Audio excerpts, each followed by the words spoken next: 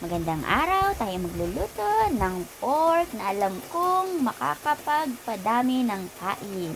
Inuna kong lutuin ang bawang at sibuyas. Hagya ko lamang siyang niluto para magpalasa sa ating pork. So yan pala ay binabad ko sa tuyo, kalamansi, paminta at ginisamit. Kompleto na iyan, halu-haluin lang. Ang ulam na ito ay napakasimple lamang na alam kong kayang-kaya ninyo. Tinakpan ko muna para mag-absorb ang lasa.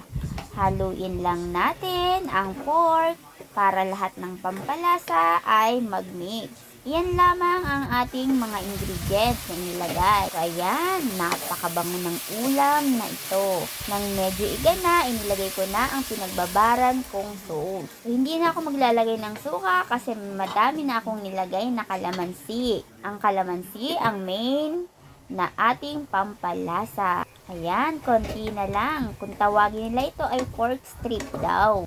Basta ang alam ko, ito ay aking pacham na luto. Hintayin lang natin and then ilagay na natin ang sibuyas. Natural na sibuyas lamang ang aking inilagay dahil nakalimutan kong bumili. Same lasa pa rin yan. Ayan, maluluto na. Tara na po at kumain tayo ng aking niluto.